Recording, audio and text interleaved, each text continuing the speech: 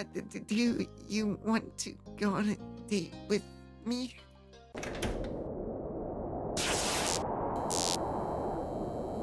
Hello, key holders. My name is Brogar DM, and welcome back to another episode of Our Life Beginning and Always. When lastly we left off, we had a bit of a scare thinking that we forgot our homework with it just being in the car, and had a fun little date night with our friend Cove and his mother, who drove us around all of town trying to spend time with her son, ending with the spot where Cove tried to run away in a previous step. Now we are going into soiree and the moments for Derek, which is starting out with responsible. Once that is over, we will have summer end. Alrighty, let's do soiree. You'd whiled away the morning, doing whatever struck your fancy, and now you were recharging with lunch. With nothing on the horizon, you were free to spend as much or as little time on your plate as you wanted. It was while you were thinking on all the possibilities for your afternoon that your moms approached you. Hi. Hi, Ora. Are you okay? Mouthful, you nodded in reply. To your surprise, they both sat with you at the table. Based on the time, you had wondered if they were joining you for a meal, but neither of them brought anything. All right. Great. We wanted to have a little chat with you. The qualifier little did nothing to downplay the situation. Your chewing slowed as your eyes widened, looking from one parent to the other. Anything that required both of them to talk to you must be something big. It was unsettling. You didn't like being the only one not knowing what was going on. Stomach churning, you waited for them to fill you in. There. Don't look so worried. It's nothing scary, I promise. There's a soiree at the Cypress tomorrow evening. Tomorrow night, your ma and I are going. The Cypress was the country club your moms were part of, and where Elizabeth played golf. It seemed like every other month they had some sort of event or another, all with fancy names like soiree. Chewing your lip, you wondered what this had to do with you. Mom chuckled at your poorly concealed reaction, leaning in. Ma took your hand and squeezed it. We've decided to make the night a bit special. I'm doing Kira's voice. We've decided to make the night a bit special. Elizabeth's going to be allowed to stay home fully alone for the first time. Sorry. You'll still be coming to the party with us. It's Elizabeth's night to party with no family around. Not yours. Sorry. You've got to wait a couple more years. Oh, crap. I forgot right-click did that. 1 second. Oh. I'm not gonna throw a fit. What's the soiree going to be like? The usual. Well, mostly. We wanted to make it a special night for you, so we've got something a little extra planned. That was unexpected. Interested, you listened. Your parents shared a look across the table. You cleared your throat, reminding them that you were waiting. They couldn't keep dropping such hints and then turn coy when the conversation was about to get good. Well? Since it's a pretty fancy party, that's still chaperoned, and attendees are allowed to bring a guest, we thought it might be a nice opportunity for you to invite someone yourself as a date if you want. Your eyes widened as the words sunk in. Your moms continued, and it was a struggle to keep up. Even though we'll be at the party too, you don't need to worry about us getting in your way. You'll be free to eat, dance, and enjoy the music as you see fit. But no leaving the property. Ma nodded at Mom's introduction. Isn't that great? Yes, as long as you don't leave the party. And if you'd rather bring just a friend, that's a-okay too. You didn't even know how to react. Your parents were smiling at you, clearly expecting a response, but you were still too shocked to formulate anything of the kind. You hadn't imagined this was where the talk was going to go. Don't worry about it. The soiree isn't until tomorrow, dear. So you've got time. Just let us know your plans before we're heading out. And that's all. We'll leave you to your lunch now. Your moms rose from their chairs in unison, disappearing into another part of the house. You barely noticed their departure. All you can think of was what just happened. The remnants of your lunch stared up at you from your plate.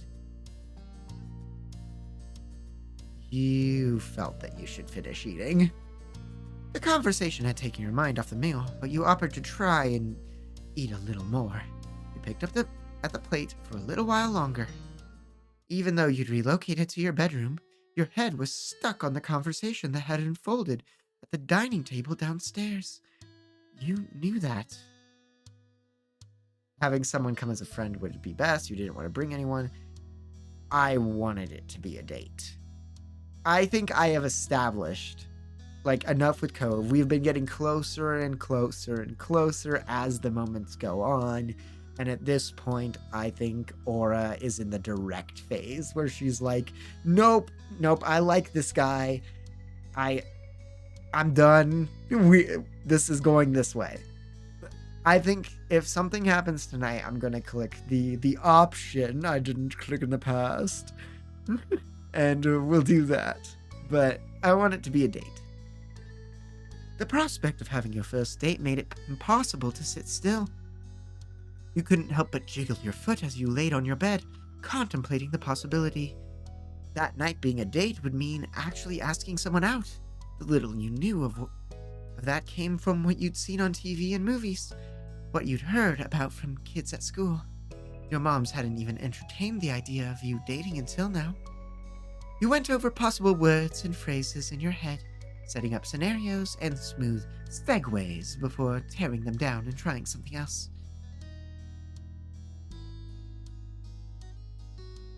You realized that you'd been picturing Cove as the one you were asking.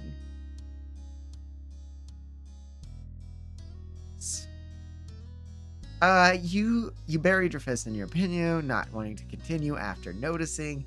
You laughed awkwardly at yourself. You smiling, you closed your eyes at the daydream crystallizing in your head. This. You let your train of thought continue a little longer. You clearly pictured his eyes, the way he rubbed his arms, and when he was nervous and tried your best to guess what he might do next. It was nice. You liked him a lot. You knew you were supposed to be friends, but you just liked him a lot. You wouldn't be able to stop thinking of him, even if you wanted to. And you didn't. Sighing, you shifted position on the bed, resting your arms on the windowsill. A flock of birds caught your eye and led your gaze as they crossed the sky. You watched the birds grow smaller and less distinct until they disappeared from sight. Like the snap of a hypnotist's fingers, you were released from the trance and left with a goal of your own. You were going to go take a walk. You ambled through the familiar streets of your neighborhood, picking your path at a whim. It was as quiet as ever, with tourists choosing to congregate in the shopping area near the beach rather than venture into the sleepy residential zones. You continued down the road and soon found yourself at the shore. The fresh, salty air hit you first, rolling to meet you over the grassy dunes that tickled your legs, followed by the familiar view of the sea stretching out across the horizon. You came to a halt. A lone figure was standing in the ocean, the water reaching up to his knees. Though he had his back to you, you recognized the familiar silhouette as Cove's. It made sense that you'd find him here. He always was in his element by the sea.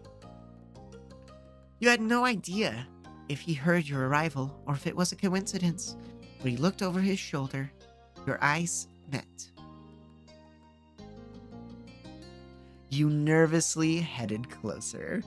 Your feet kept trying to trip you up in your eagerness to reach Cove, but you managed to keep from falling over and making a fool of yourself.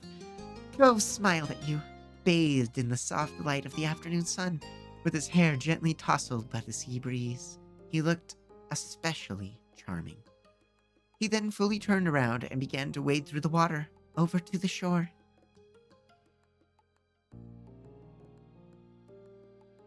You hoped he took his time to come over. You were nervous about this.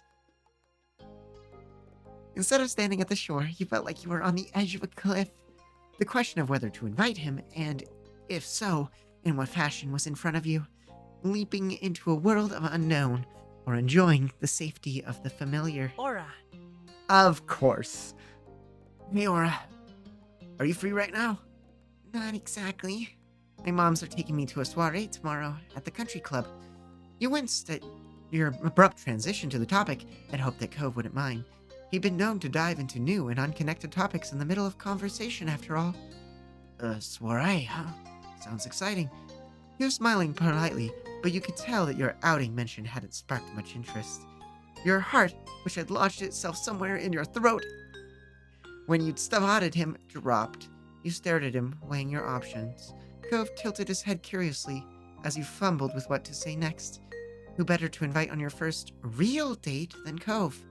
The only person who could make you giddy with just a smile. But you were afraid he'd think it was boring, or worse, wouldn't want to go with you as a date. You resolved to make it a date. Closing your clammy fists, you swallowed and tried to conjure up the right words. Cove continued to watch you expectantly. It might have been easier to do this right now if he was wearing something other than just a swimsuit. Aura?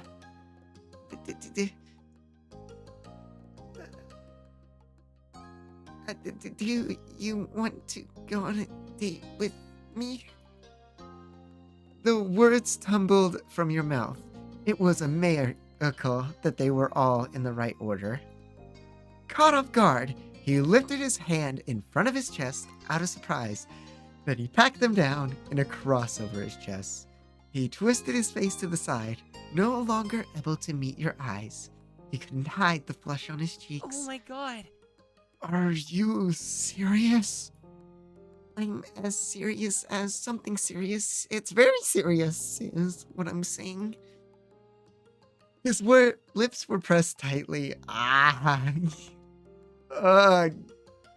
God, I'm getting giddy at this moment. This is all. I love this game. Preventing any more words from slipping out. You could tell that he was nervous, but that was always easy to pick up on with him. After another moment, he inclined his head, dipping it in a nod so slight that you might have missed it had you been able to tear your eyes from him. Really? Cove closed his eyes, trapped in his awkward pose. He was gripping his arm so tightly that the skin around his knuckles was fully taut. Are you okay? Cove exhaled at last, letting out a sigh that stretched into another tense silence. His stance loosened. His arms stayed crossed over his chest, but he was no longer clutching them like a shield. He didn't want to be the one to break the quiet. Thanks, Aura. I guess I'm gonna have to tell my mom and dad. Right. I've got to let my moms know you're going. Can you come with me? Yeah.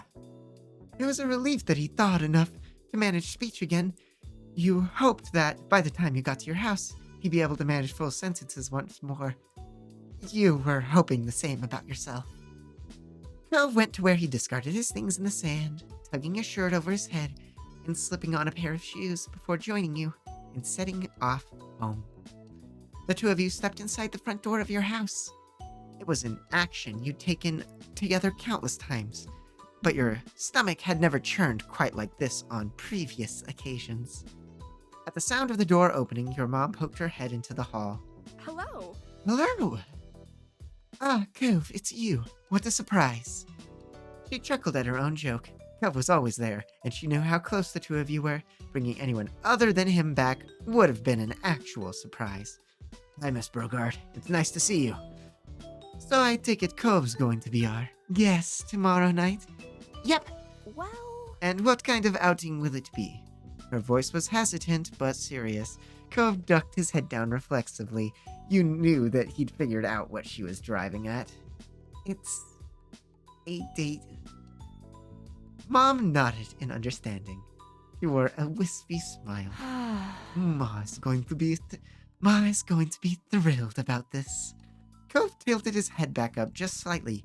He peeked through the longer strands of his hair. Just her, Miss Brocard? Even if you'd not been able to see his wide, worried eyes, you'd have heard the anxiety in his voice. Your mom sighed and patted him on the arm. Oh, Cove, you're a great kid. Most parents hope that their kids meet such a special person someday. She glanced aside, a wry expression on her face. Someday is the real key word here. She turned back to you both. But you just had to move in right across the street at 8 years old. Mom crouched down, shaking her head, and put a hand on each of Cove's shoulders. Okay. Cove, I hope you're planning on being very good to Aura, and I'm not just talking about tomorrow night. She nudged him playfully with a fist. Cove, who had been blushing when all this began, was now as red as an heirloom tomato. Okay, yeah, I was, or will.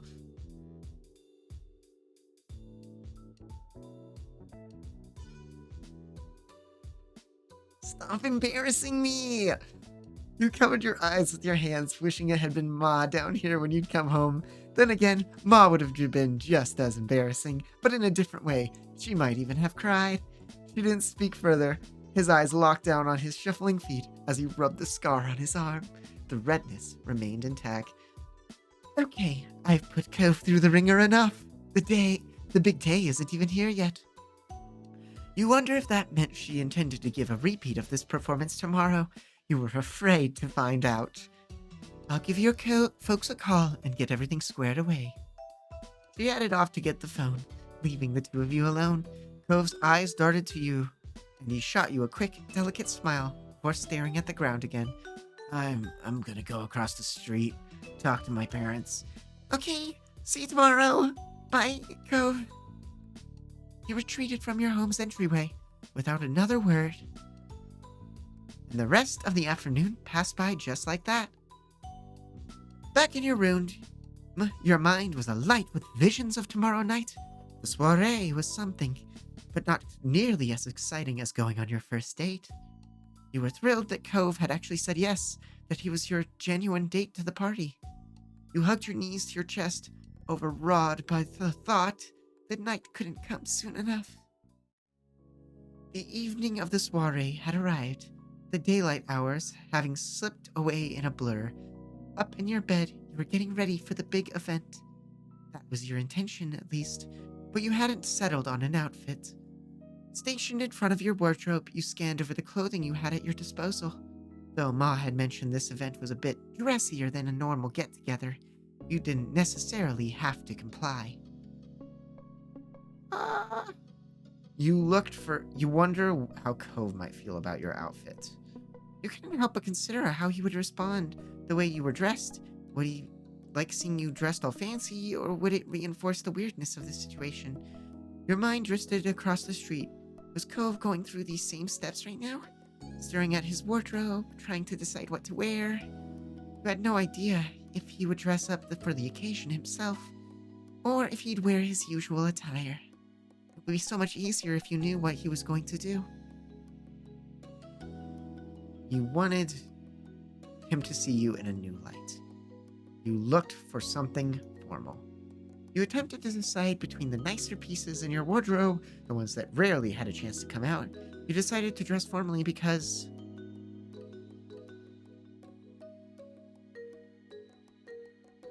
you were dressing to impress. Fashion was a competitive sport, just like the golf tournaments the club hosted. You might not walk out with a trophy at the end, but you still had the intention of winning. To start, you decided to wear a dress.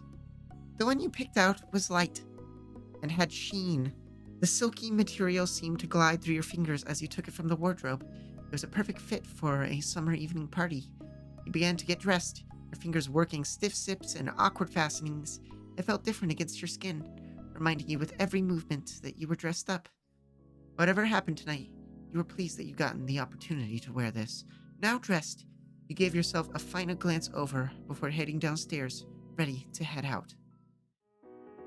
You found your moms already waiting in the living room. They were putting the finishing touches on their outfits. Ma striping her heel into a stiletto shoe, and Mom trying to fasten a bracelet single-handed. Whoa! I really like Ma's dress. Holy hell, the blue is so pretty! They looked up as you entered. Oh. Oh, Ora, you look so nice. Don't you think, Pa? Thanks. Thanks for dressing up, Ora. I hope the party will be prepared for your arrival. You look sharp. Mom was still struggling with the bracelet. You lent a hand, literally by taking one side and holding it as she secured the clasp. Thanks, kiddo. Mom then glanced over at the clock on the wall, seeing where the hands were pointing. A frown creased her face. When's Cove going to be here? Do you know?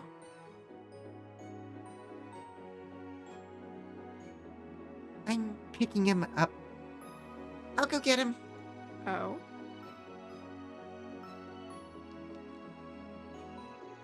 Oh, yeah. Fuck. Something fell. She raised her eyebrows, a broad grin replacing the earlier frown. That's very polite of you to go sweep him off his feet.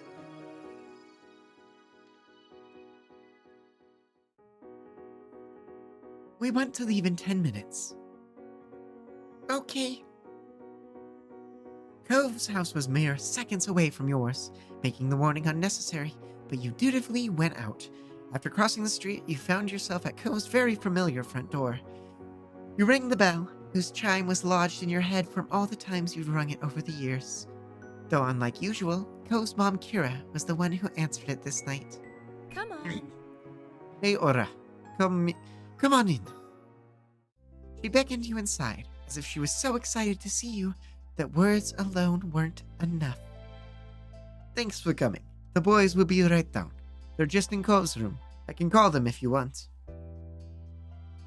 It's all right. It's all right. I can wait. Great. Sure. She took a seat on the sofa and patted a chair. Feel free to put your feet up. While you waited, Kira easily filled the time by chatting with you about your plans for the night ahead. Hell yeah, Cove. A short while later, Mr. Holden strolled into the room, giving you a wave. Cove pulled his face into a smile. As you reciprocated, the tension in his face faded away. You watched him taking in your outfit, swallowing, then grinning at you again. Hi, Ora. Night, Cove. He opened his mouth to speak more, then paused. Cove checked the time using a clock hanging on the side wall, and addressed his parents. We've gotta go. Even if there hadn't been time for a real discussion, you felt relieved about the positive reaction. He abruptly headed towards the door. Come on. Where's the fire? Isn't there something you want to do before leaving for the dance? Cove froze, wincing at the call, while his dad continued to smile encouragingly. Curious, you watched Cove expectantly. It was hard to imagine what he would want to do before heading out, or what you'd have time for. Your mom's warning about not taking too long echoed in the back of your mind. We can do that later, right? Sorry, forget I said anything. Have a blast, you two. Bye. You ducked out, following Cove into the street. Cove sighed, wrapping a hand across his forehead. Seeing the look on your face, he shook his head. It's okay. I'm fine. It's nothing. That was good news. You didn't think Cove would get much fun out of a party if he went in already feeling bad. But it didn't explain his actions, or his dad's teasing question. What was your dad on about? His expression grew pained, his brow creased, and his mouth furrowed as he avoided meeting you in the eyes. You might have gotten worried, if not for the flush coloring his face. He's just embarrassed. Cove drew himself up before responding. Dad's been making a big deal out of everything ever since he found out about this. He gestured vaguely between him and you. How I'm dressed, how I should prepare, what was going to happen. He even looked up the precise definition of a soiree in 2 dictionaries, in case one was wrong. That's a lot. He wanted to make sure I would know what to do at one. So after he figured it out, he made sure to tell me about it. He exhaled, smiling sheepishly. Don't worry about it. Sorry for complaining. It's not your fault. It's not really his fault either. It's okay. Thanks, I was trying to get somewhere with that. Both my dad and mom insisted, since this is a, He paused, pushing his hair back from his burning face, and forced himself to continue. It's a date, and kind of a fancy party. I need to bring something for you. For inviting for me. The conclusion of the story caught you by surprise. You blinked, unsure if you'd slacked too much on your own preparations for tonight. You got me a present? That's... Not really, just this. Cove reached behind himself to take something out of a back pocket. His hand turned to view with him holding a single, small orchid by the stem. Cove threw his gaze to the floor, shyly inching his hand closer to you.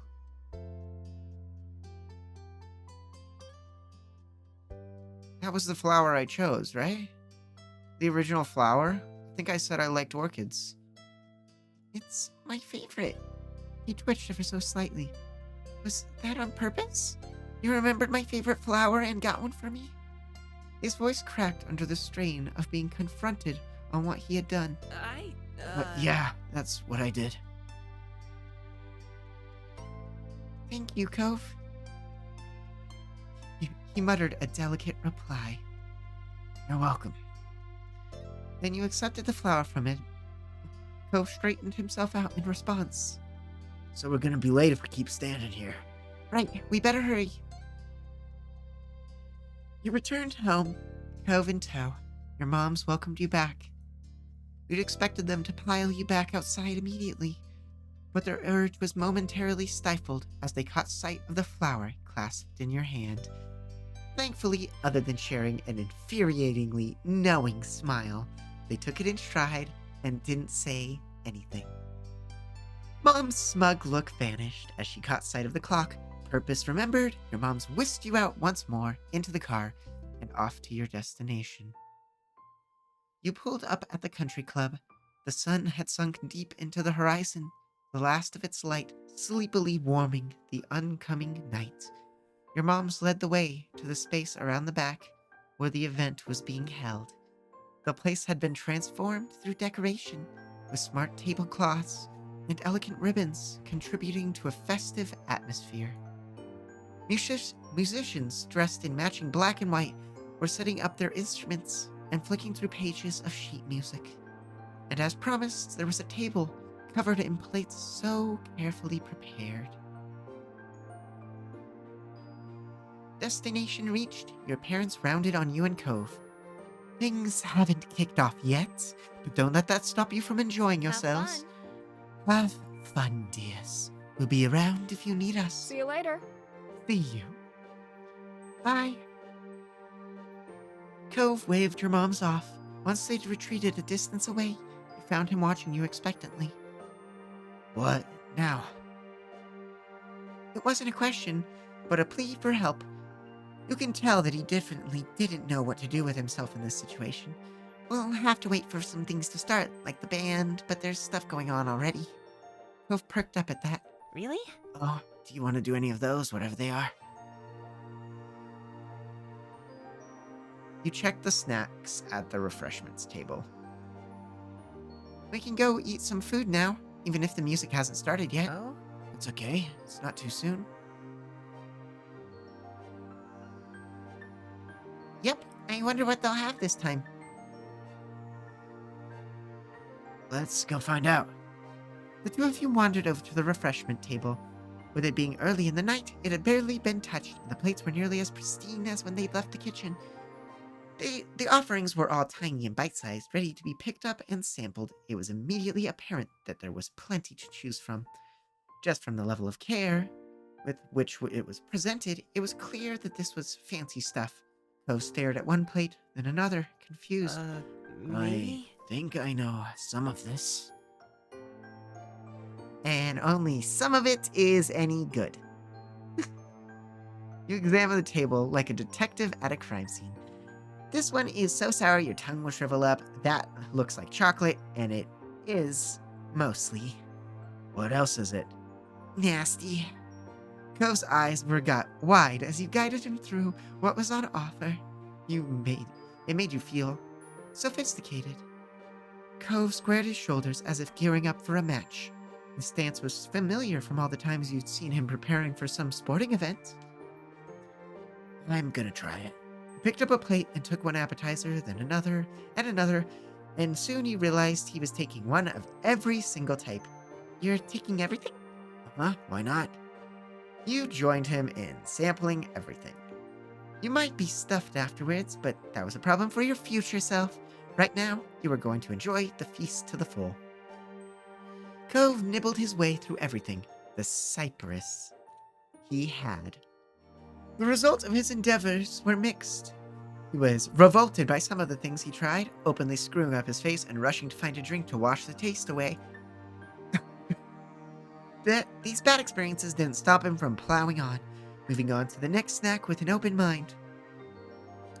There were some foods he was neutral about, dismissing them with a shrug, but best of all were his reactions when he stumbled across something good.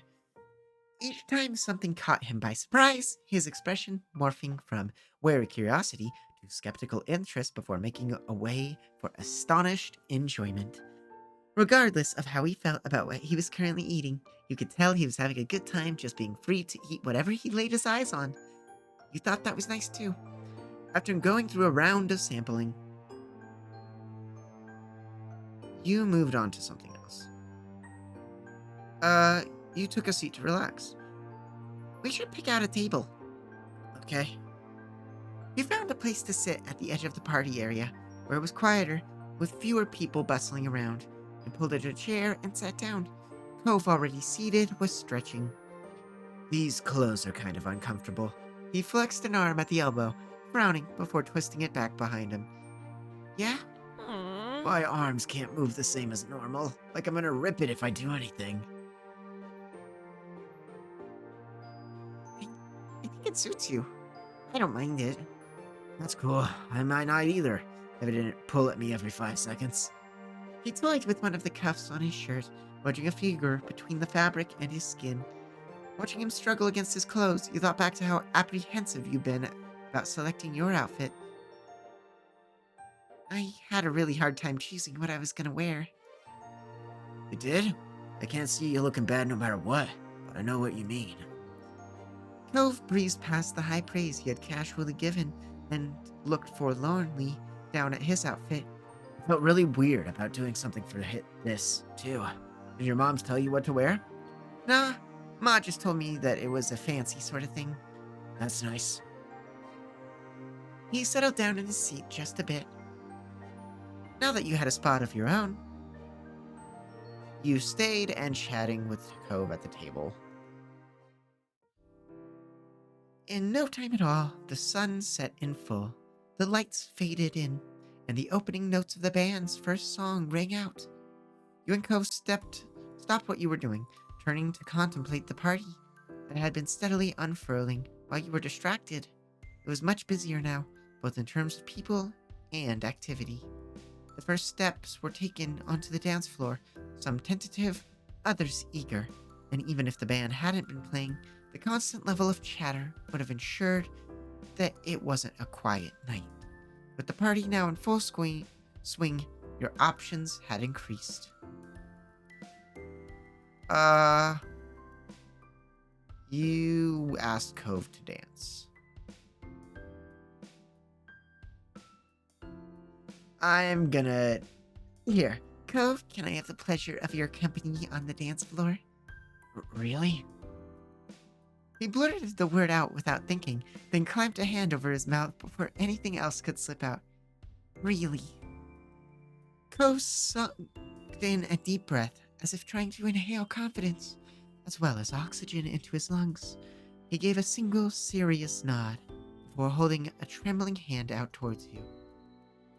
You felt nervous right along with him. Taking steadying breaths, you reminded yourself that nothing here could hurt you. Physically, at any rate. This train of thought was leading you down tunnels of potential embarrassment, so you tried to keep your mind on the moment. You took Cove's outstretched hand. His skin was hot and damp, but yours was probably no better. You squeezed it, giving him an empathetic smile. And together, you carefully made your way onto the dance floor. You took your places standing before each other, hands still entwined. Frowning, Cove assessed the situation, trying to puzzle it out like a math problem before putting his remaining free hand on your shoulder. You repositioned his hand to your waist. Gently, you took his hand from your shoulder and moved it lower down for the dance. His eyes shook at the touch from how tense his arm was. You know Cove was fighting the urge to pull away, but ultimately he smiled shyly at you. His grip on your other hand tightened. Cove towered over you. You'd long been aware of your height differences, but readying yourselves to dance had brought them to the forefront once more. Cove awkwardly glanced down at you from the corner of his eyes, looking almost apologetic. The music had begun. Both moved, eagerly trying to catch up to it, but your feet took you in opposite directions. Fumbling, the two of you shuffled from side to side, attempting to mirror each other's movements, but always winding up at odds. It was difficult. Cove was struggling just coordinating his own limbs to the rhythm, let alone matching your movements.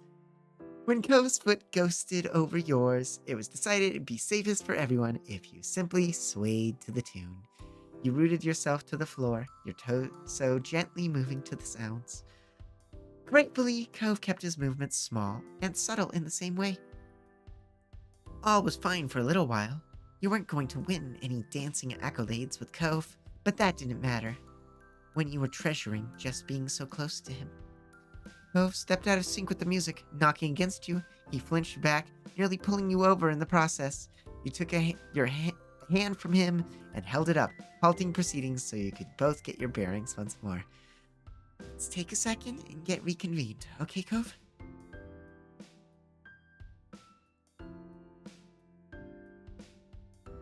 Dancing is harder than I thought. Instead of feeling better of their mutual struggle, Cove looked off. Yeah. Then you took Cove's hand once more and gingerly resumed swaying to the music. Cove reluctantly followed suit, his steps small and apprehensive. He mumbled something quietly. This is a long song. You weren't sure how to take that, whether it meant that something was wrong, or if Cove didn't really like dancing, or if he didn't really like dancing with you, specifically. It made the last couple of minutes of the song uncomfortable, as you weighed up what to do and what to say to Cove.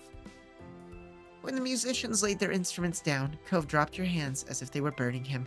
He trailed off the dance floor as quickly as he could, without breaking into an outright run. In truth, you'd bet even that was faster than most people here could manage. You had difficulty tailing him before he could get lost in the crowd. When you caught up, he said nothing. You tried to get him into doing something else, but eliciting anything from him now was impossible. You focused over Cove, wondering how he was finding the evening. He sighed, so quiet, unobtrusive, that you wouldn't have caught it if you hadn't been watching him. His gaze was roaming, with how far his eyes seemed. Whatever he was searching for couldn't be found at his party. He turned to face you before you could say anything. We want to sit down. We can do that? Cove began to move, and you instinctively followed him. Yet instead of taking a seat at one of the many free tables as you'd expected, Cove ignored them as he purposely strode out of the party area. Where are you going? Your call didn't seem to register with him as he continued forward out onto the greens of the golf course. You went after him, trying to watch out for the uneven ground underfoot. The clods of earth dislodging in games of golf were perfect for snatching unwary feet even in daylight. Up ahead, Cove didn't appear to have any difficulty traversing the uneven land. He settled down on one of the little hills of the golf course. You joined him, still unsure over what was going on.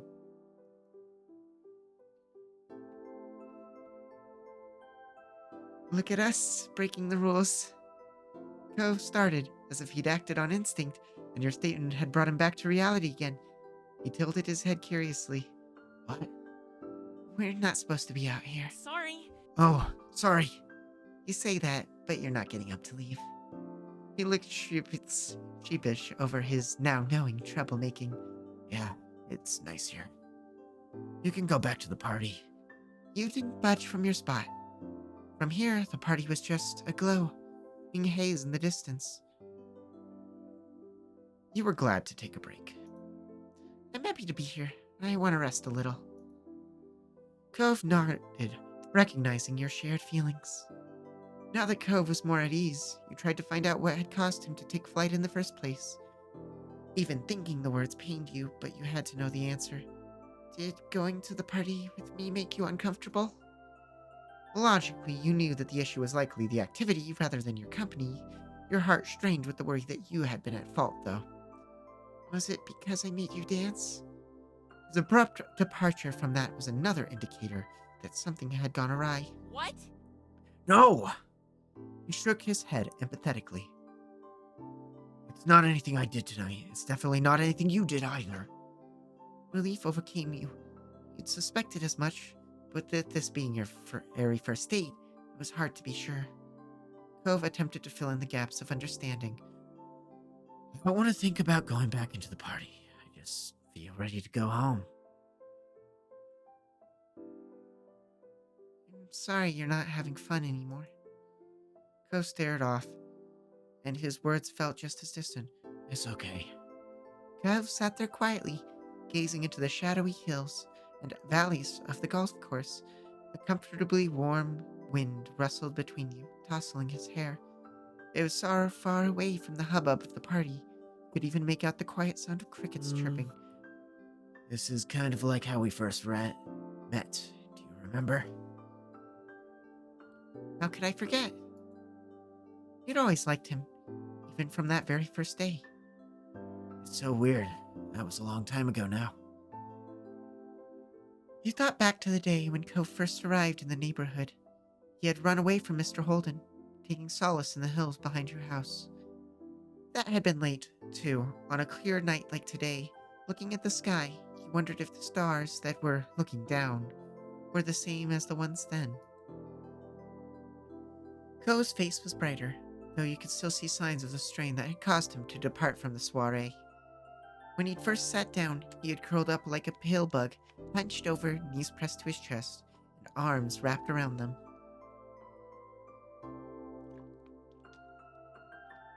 Don't worry, Cove. The real me's not a fan of big social gatherings either. That's why I didn't go to prom. He'd unwound as you'd been talking, straightening up, his hands free to gesticulate. It was as though the two of you had constructed your own little world, away from everything else, and he was beginning to perk up.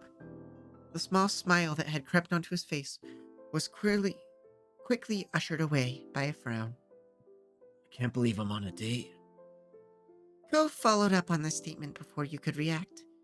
He spoke in a distinctly whispered tone, as though you were the only one in the world who he could share these words with. After I said I wanted to come, I wanted to take it back.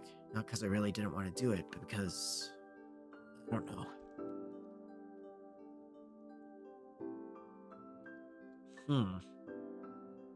Is he embarrassed? Or is it just he doesn't like gatherings of people? He does seem like kind of a recluse.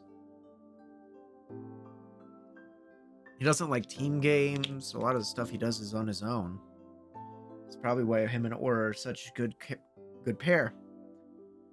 They have some differences. Aura kind of pushes him out of his comfort zone. He wants to maintain his comfort zone. Honestly, there are times when he pushes Aura out of hers. They're a good match. Because, I don't know. It seemed like a big deal. It made me feel bad somehow. I started feeling like I couldn't do it, even though I just wanted to do it. I guess it was sort of like having to give a presentation in front of the class, even though it was just me and you doing something, like we always do. He charged on, his words streaming out. I still could do it because thinking about not being there and you, and what you might think if I did take it back, made me feel way worse than whatever else I felt. I'm sorry. I'm sorry, Aura. I can't just deal with stuff like this and have to make everything so complicated.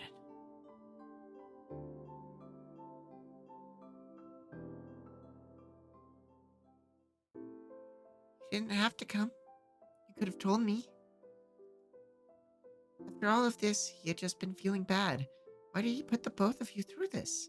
Why couldn't he have said something sooner? I wanted to come. I'm always wishing I stayed home, or that this party never came up. It didn't sound like that. You wanted to take it back. He moved his head to look straight on, eyes meeting No yours. way. Yeah, I did. But it's not because I hate parties or because I hate you. I never could. It's just me. There's a lot of stuff I want to feel okay doing, and I just don't. I can't explain why. I don't even know why. Depression, anxiety, ADHD, could be any of the following. Or it could just be that you're a teenager and you have hormones. Problem isn't that somebody is trying to include me. You're the one who doesn't have to keep doing things. I'm sorry. I'm like this. I always am. Then I make you feel bad. Nobody's gonna force you to keep trying. But if you do, then I'm gonna keep trying too. When there's something I want to do, then I start to feel bad for some reason. I don't want to give up to that and run away. Especially if it's for you. He flushed and had to break the fragile eye contact made. I mean, Because I want to keep doing things with you. No matter what. I don't want you to stop wanting me there. When I do whatever it is for real, and you're with me, it all feels better in the end. It always does. Aura. So, thanks for inviting me, Aura. It was something really special.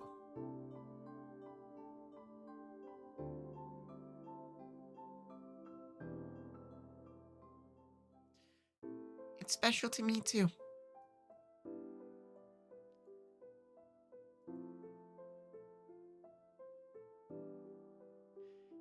You then leaned against him. It always made you feel so secure to lean against Cove, having him support you in the most literal of senses.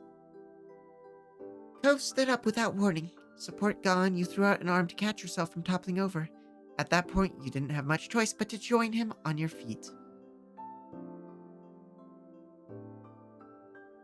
What's up? Cove smiled awkwardly, brushing some grass off the side of his pants. wanna dance with me? Fuck yeah, bro. You already danced with me. I didn't think you had a good time. It's a dance party, right? And I think He trailed off, brow furrowed, as if he was trying to figure out the answer himself. Nodding slowly, he continued. I want to dance with you again before it's over. With the only words he had to explain gone, he just held up his hand to you. His expression was soft. You nodded quietly. You reached for his hand and took it in yours. Cove bit his lips as your fingers entwined together, his cheeks reddening. You returned hand in hand, with the party reaching the end of a long evening. Dancing couples had become scarce. One pair among many were hard to notice, but now the space around you would act as a spotlight. Not that there were many left to watch you. He was still at ease, even buoyed by the dissipated crowd. This time there was a spring in his step as you walked onto the dance floor together. Cove kept hold of the hand you had given him back on the hill. Remembering your earlier attempt at dancing, he placed his free hand on your waist, all on his own, though still with a touch of trepidation. Cove hesitated while you waited for a sign. With the song in progress, before you'd stepped out to dance, there was no signal from the band.